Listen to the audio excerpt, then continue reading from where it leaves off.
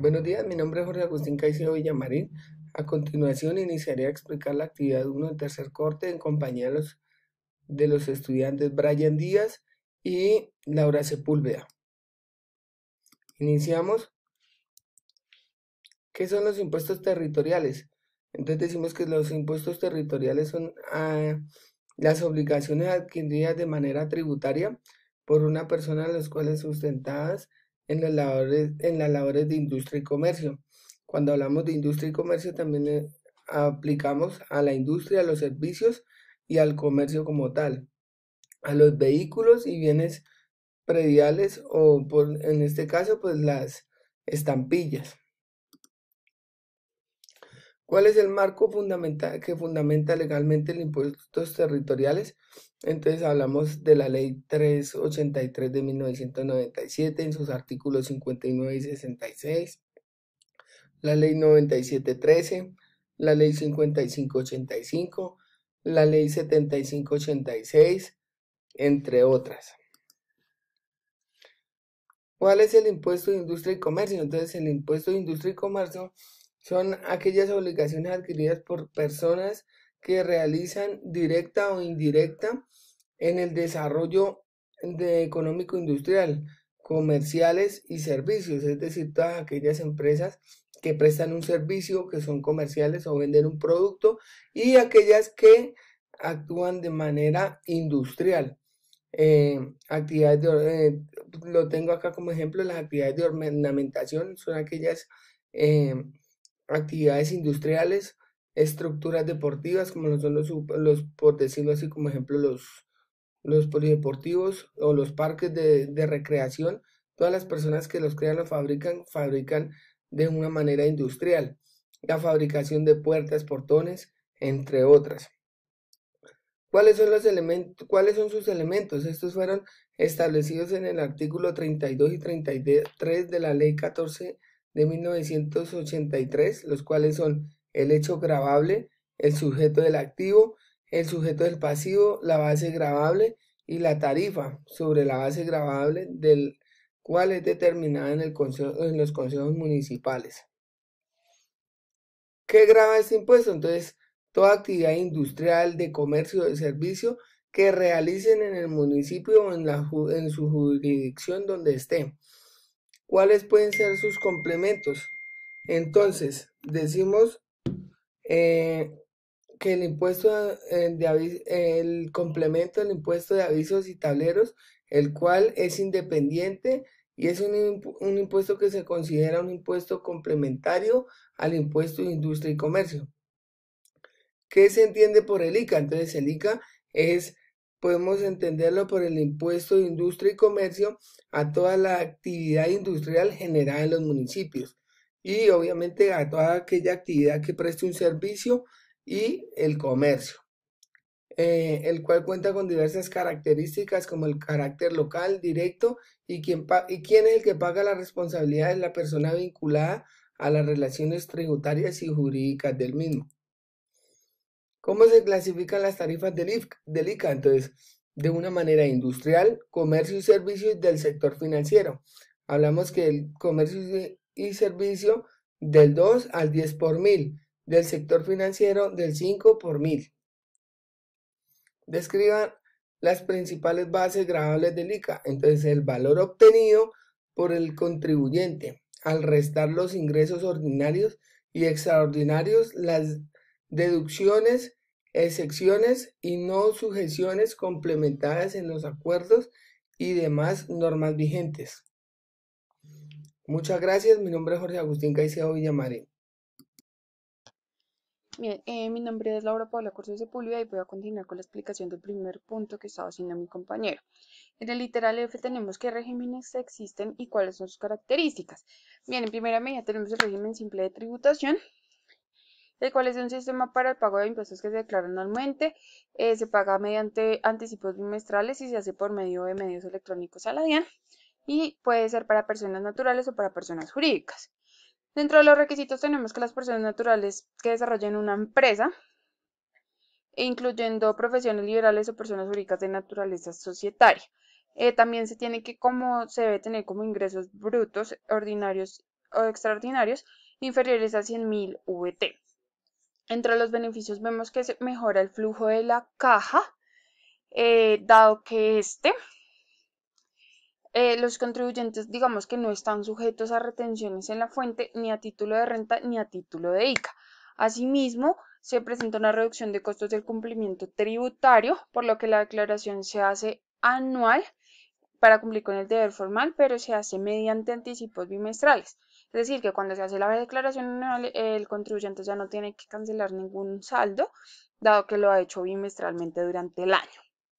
La reducción de costos de contratación de empleados, dado que se permite al contribuyente reducir o, digamos, exonerarse del pago de parafiscales como ICBF, SENA y aportes de salud, según lo declara también el artículo 114-1 del Estatuto Tributario. Se promueve un incentivo de la bancarización al permitir que todos los pagos que le ingresen a la persona o a la empresa, ya sea por medios de tarjetas de crédito, débito o medios electrónicos, puede reducir el 0.5% de este. Asimismo, se tiene también que no se hace una responsabilidad del IVA para aquellas actividades que tengan que ver con tiendas y peluquerías, y en el término de las actividades de expendio y bebidas y comidas, no serán responsables de este impuesto nacional al consumo para el año 2022, dado la ley de inversión social durante este año. Bien, en cuanto a la tarifa, vemos que esta varía entre el 1.8% y el 14.5% y que la aplicación depende de los ingresos y de la actividad que se desarrolle. En segunda medida, tenemos lo que es el régimen común y el régimen simplificado. En el régimen común vemos que son responsables de IVA, lo que hace referencia es que deben cumplir con sus obligaciones formales y sustanciales, pueden pertenecer a personas jurídicas que vendan productos o presten servicios graduados de IVA y personas naturales que superen los topes señalados en el artículo 437 del Estatuto Tributario. Asimismo, dentro de las obligaciones que ellos deben cumplir está llevar la contabilidad, pertenecer al RUT, expedir factura, declarar el IVA y retener el IVA. En cuanto al régimen simplificado, vemos que no son responsables de IVA, es decir, que es como una legislación tributaria especial que se aplica a personas con características particulares, que es pequeños comerciantes en general. Personas que, a pesar de que vendan productos o presten servicios grabados en IVA, no son responsables de este impuesto, y volvemos a referir lo de los topes que está en el artículo 437 del Estatuto Tributario. Bien, en el siguiente tenemos ¿qué es no sujeción y exención? La diferencia entre los dos conceptos. Bueno, primero es aparte de que ambos significados determinan una obligación de pagar o no un impuesto. En la exención vemos que se genera la obligación de liquidar el impuesto, pero que existe una norma que no obliga hasta que éste se aplique, es decir, que vamos a verle el caso de los que son exentos, como la prestación de servicios de atención médica, que es una operación que puede estar sujeta a IVA, pero que está exenta, por lo tanto no se contribuye con ese impuesto. Y la no sujeción es que se presenta cuando la operación no obliga a presentar o aplicar un impuesto, como son los servicios prestados dentro de una misma empresa para los mismos socios asociados a esta. Bien, en siguiente medida tenemos qué es presunción y cómo funciona este sistema de determinación. Bueno, en la apreciación tributaria vemos que es como un juicio del legislador en virtud de los cuales se ve una existencia de un hecho reconocido previamente como cierto y que se deduce para tal caso específico la existencia de otro hecho diferente. En la legislación civil colombiana establece en el artículo 66 la existencia de dos tipos de presunciones, la legal y la judicial o de derecho. En la que las diferencias son que la legal admite prueba en contrarios y la judicial no admite prueba en contrarios, y es por esta que se determina el artículo 35 del Estatuto Tributario. Bien, por último tenemos cuál es la periodicidad general para el ICA y si existen excepciones. Bien, entonces en el régimen común se debe declarar y pagar de forma bimestral con las fechas que estén estipuladas en el calendario tributario. Para ciertos contribuyentes que poseen declaraciones del 2018 que no excedan las 391 VT, se realizará un pago anual, y para el régimen simple de tributación vemos que el pago del ICA está implícito en los abonos bimestrales que se presentan. ¿Existen excepciones? Bien, pues se podría hablar de pronto del régimen simple, dado que no está determinado como tal el pago del ICA, sino que se hace en un consolidado de impuestos que va en los abonos que se realizan bimestralmente. Muchas gracias. Buen día para todos, mi nombre es Brian Díaz Tavares. A continuación daremos desarrollo a la tercera parte del trabajo de derecho tributario sobre los impuestos de industria y comercio y la retención de impuestos de industria y comercio. La normativa o fundamento legal del impuesto de industria y comercio, entonces recordemos que es un impuesto de naturaleza territorial. Para Bogotá tenemos la Ley 14 de 1983, la cual fortalece los fiscos de las entidades territoriales. El decreto 807 del 17 de diciembre del 93, procedimiento de administración de los tributos distritales, decreto distrital 271 y 352 del 2002. Para otros municipios entonces tenemos como fundamento legal la Constitución Política de Colombia en su artículo 338, donde faculta a los consejos municipales para determinar elementos como el sujeto activo, sujeto pasivo y hechos y bases gravables y tarifas de los impuestos municipales. Debido a la naturaleza territorial de este impuesto, entonces de acuerdo a las disposiciones legales de cada municipio o de cada distrito, se hace en otros municipios. Tenemos el cuadro comparativo del funcionamiento de los impuestos de industria y comercio, donde tenemos la periodicidad en cada ciudad, el sujeto activo, el sujeto pasivo y los fundamentos legales correspondientes. Mecanismos de recaudación anticipada del impuesto de industria y comercio.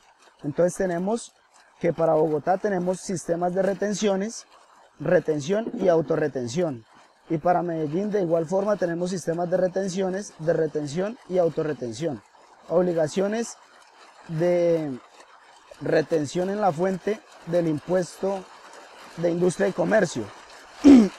Inicialmente entonces deben practicar la retención, es la obligación de la persona que está obligada a hacerlo, presentar la declaración, consignar, llevar un archivo de expedir certificados de la retención en la fuente, llevar registros contables de las retenciones y pagos de las mismas y llevar un archivo de las declaraciones y comprobantes. La regulación del proceso tributario, entonces recordemos que de acuerdo a la descentralización, entonces cada municipio impone el procedimiento, liquidación y pago de los impuestos territoriales.